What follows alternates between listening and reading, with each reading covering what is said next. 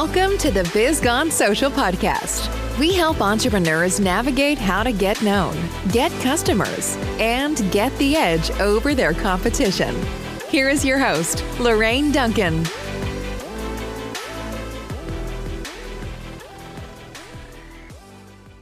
So here we are on the Biz Gone Social podcast. I'm so glad to be here. And my promise to you, as always, is I want to give you a little bit of verbal caffeine that's going to energize your business and help you stay social.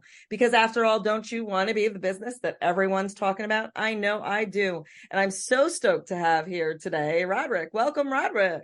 Hey, thanks for having me. Excited. So I'm kind of excited. You have a lot of things going on. And could you tell my audience a little bit about who you are, what you do, and who you serve? Oh man, you hit me with the big stuff fast. Those are big questions. Who am I, right? Give you the quick and dirty. I'm a lifelong entrepreneur.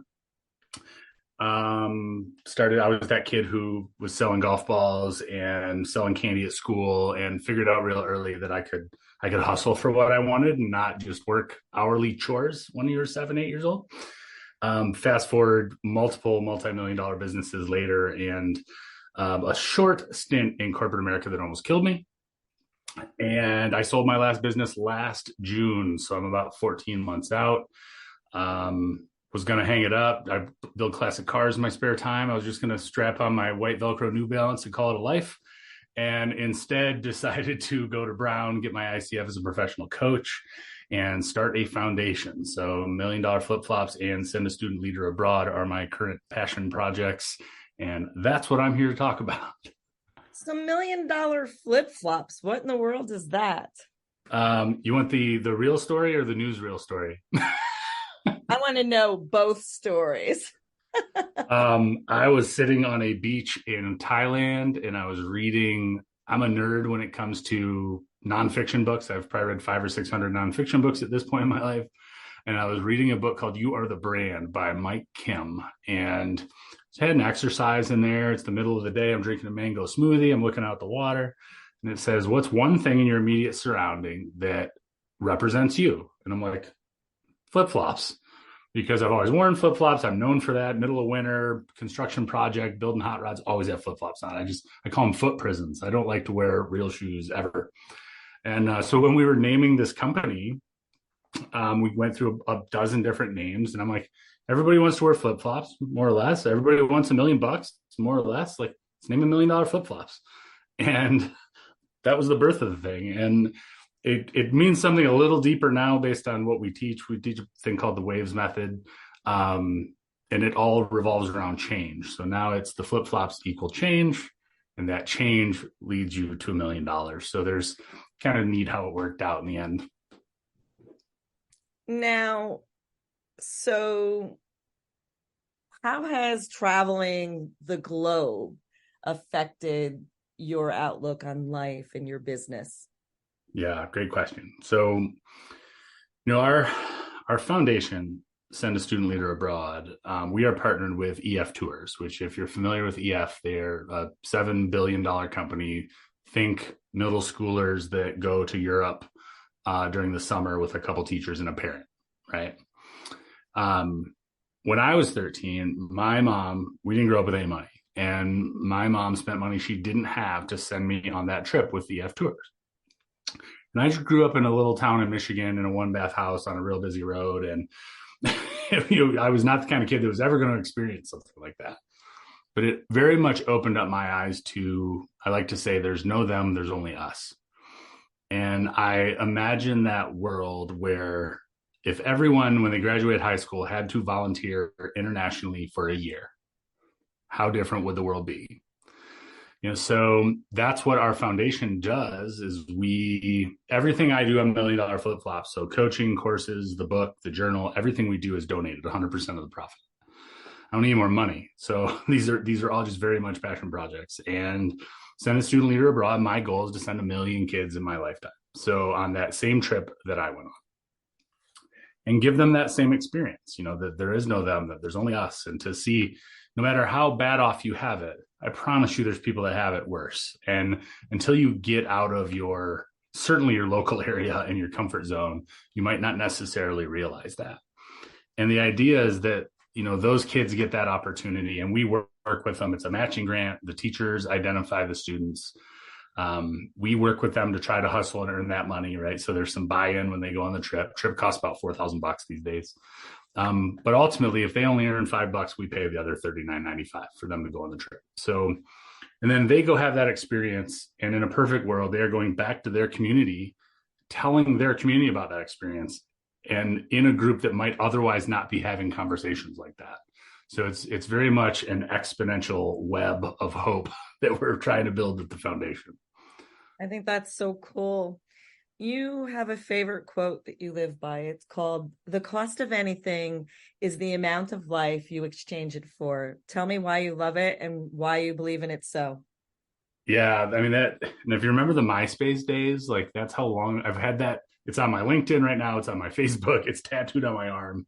Like I very much believe in what that is. And it's a Thoreau quote. And, you buy a car, you buy a dinner, etc. The car didn't cost $10,000. The car cost, if you make $50 an hour, it's how many hours of your life do you have to give up for the car? And that's probably the easiest example I can give you. But when you view everything in your life that way, it's just a different mindset. Yeah, no, so true. So I want to talk a little bit about your book, because you have a book that's going to be coming out. Very excited. Tell me more about it. Tell me why you wrote it and how we can, get the news out. So you and your audience are the first one to see the publisher's copy. So we actually got the proof in the mail. So I'd never even seen it in first person. So exciting stuff there. But it's called $1 Million Flip-Flops: Peace, Prosperity, and the Courage to Change Course in Life and Business. And the book started, to be honest, as just an authority builder. If you're looking at it from a marketing perspective, I was going to interview, 100 of my entrepreneur buddies around the globe and throw it into an ebook and say, kind of, here's my pedigree, here's where I went to university, here's the people I know, here's how I can help you, end of the story. And I live by this ethos that if you have a big enough why, anyhow is possible. And I know I want to send 1 million kids abroad. I also know that is approximately $4 billion in 40 years. So it is an enormous amount of money, and it's an enormously large goal. So I'm writing the book, and the book keeps getting better and better and better. And then I get an editor, and then I have a digital marketing team, NG, that's helping me with the launch.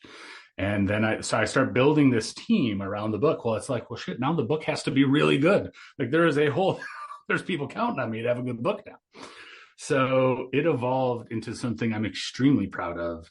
And in it, it's the same work I do as a coach. And I watch these light bulbs go off for my private clients every day, when I do workshops, when I do live events. But we teach something called the WAVES method.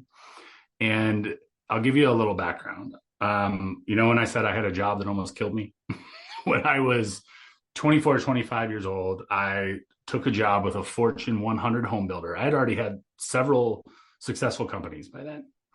I shut those down. I went to work for this builder, and I was selling new homes. I was in Charleston, South Carolina.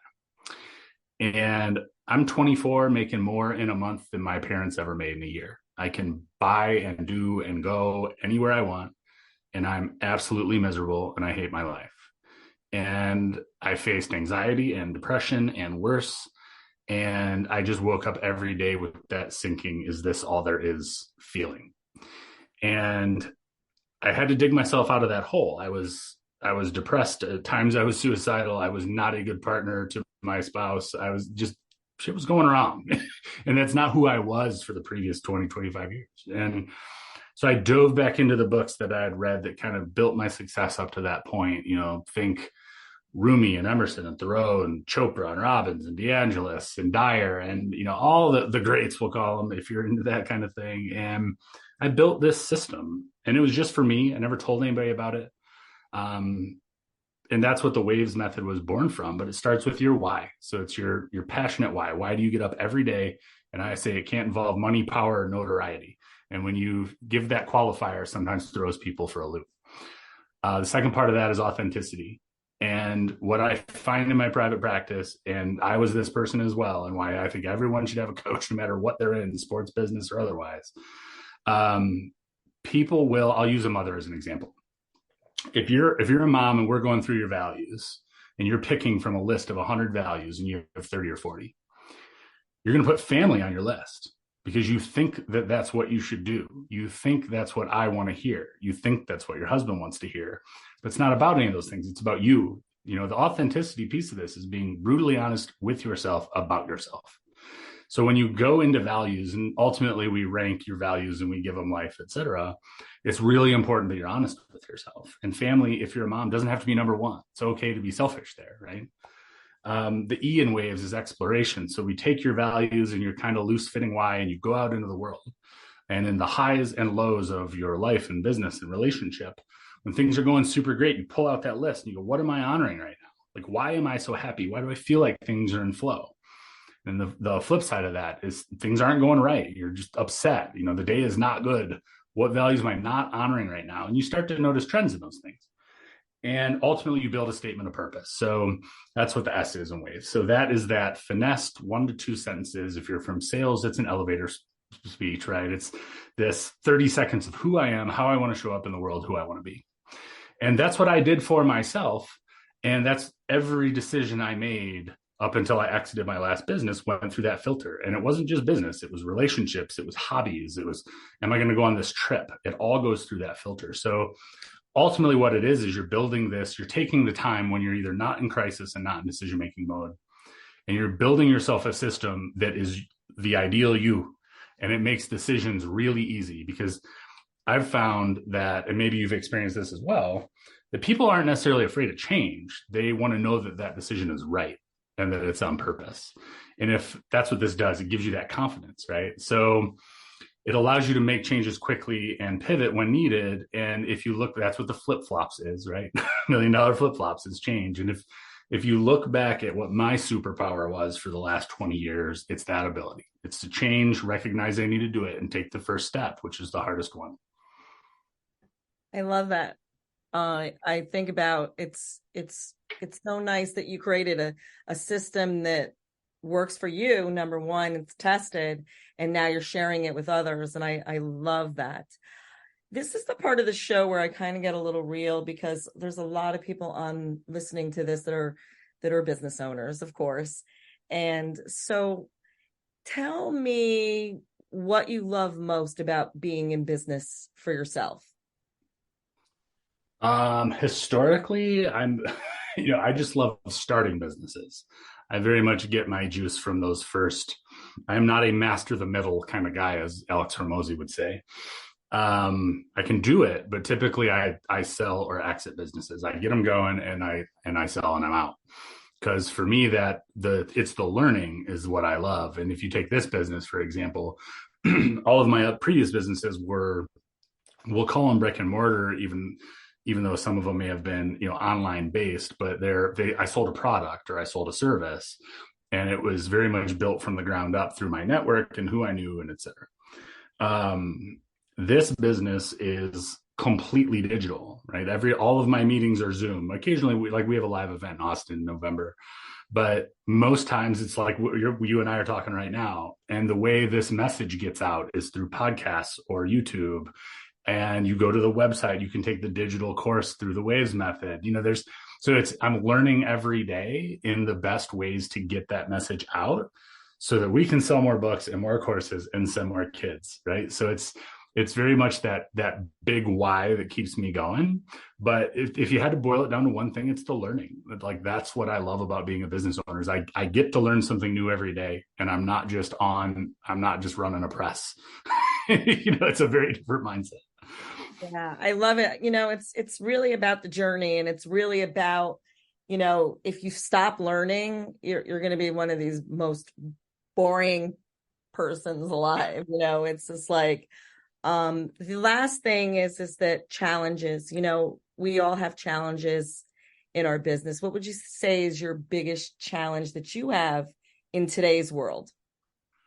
Man, I say all the time, I've failed way more than I've succeeded, but I think I also view failure as the only pathway to success. And it's that mindset was instilled by my mother at a very young age, where she'd try everything.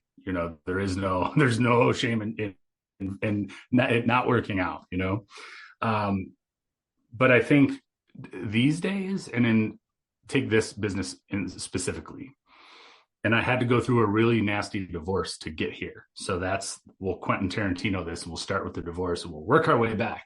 But for me to put myself out there, or for anyone to put themselves out there at the level you need to have the kind of impact I want to have, it's inner critic, it's saboteur, it's that voice inside your head that says, who am I to share this message? I'm just a kid from Michigan, 42 years old. Who would want to listen to me? And you have to get over that. And I tell people, if you lived on this earth for 12 years as a human being, you have something to share with people. And I use the example of playing, if I'm learning to dribble a basketball, Michael Jordan is not the best person to teach me. The kid who learned to dribble last year is the person I want to learn from, because he understands my struggles. He understands exactly what I'm going through. He can reference where I'm coming from as a beginner. And it doesn't matter what stage you're at in life, the best people I've found to learn from are the ones that are just a few steps ahead. I love that. One piece of advice that you could give someone universal that would be for like a startup or somebody who just started or is discouraged or a seasoned business owner, what would that be? In the words of Nike, it would be just do it. But it's whatever's holding you back. It's a Mark Twain quote. It's, many terrible things. I've been through many terrible things in my life, some of which actually happened. We build up this thing in our minds of why something may not work. And most times it's just the story we're telling ourselves because we're afraid. And if you can get over that, the sky's the limit. Yeah, absolutely. So again, how do we get your book? And if somebody resonated with you today and needs your help or wants to donate towards this big, dream that you have and that you want to see happen for these children, how would we get in touch with you? Sure. So if you go to $1,000,000flipflops.com, $1 million flip-flops, plural, .com, or I'm at $1 million flip-flops on every channel on social media. So you can find me there. And we have a ton of free resources. And if you go to $1,000,000flipflops.com/resources and the access code is BIZ, B-I-Z, there's a bunch of free downloads for your audience. Awesome. Well, thank you again for being such an awesome guest. And I wish you the best of luck. And until next week, everyone, have a great week. Talk to you soon. Bye. Thanks for listening to the Biz Gone Social podcast. Find us on Instagram at Biz Gone Social for extra tips. Check back weekly for new episodes. Until next time, stay social.